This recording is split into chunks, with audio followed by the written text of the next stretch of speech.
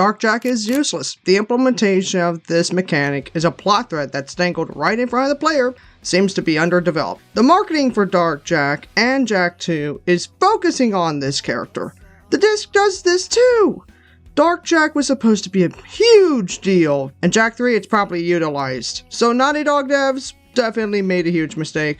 There is no defending this, until one day I just saw something interesting.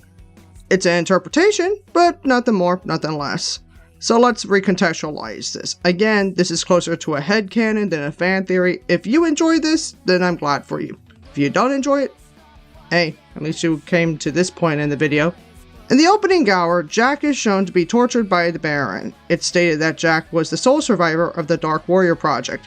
It's also shown Jak can control this dark power, but gets a Dark Ego build-up meter, and he sucks to play.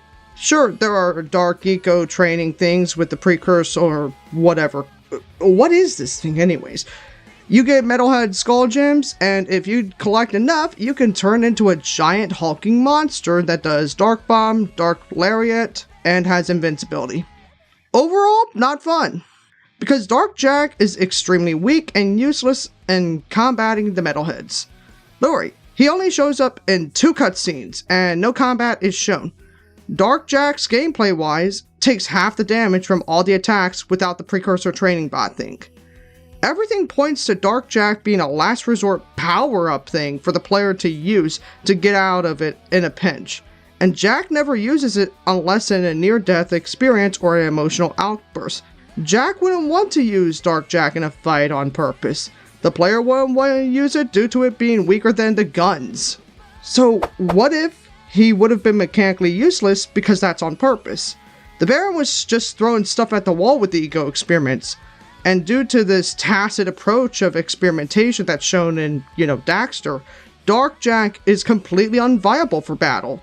He acknowledges enough along with Errol to want to euthanize Jak in the very beginning cutscene, and he's not wrong. The Precursor Stone and Jak's quick wit along with Daxter's humor is what ends the war against the Metalheads, and saves the planet twice or 3 times more or less. The reason why Dark Jak's less useless in 3 is because he has light ego to balance him again. Dark Jak was unstable ego-wise because he couldn't use his channeling abilities properly after the experiments, and that was the point. Onion wanted Dark Jak to exist so that way the Metalheads could not interact with him and cause him to activate the Precursor Stone.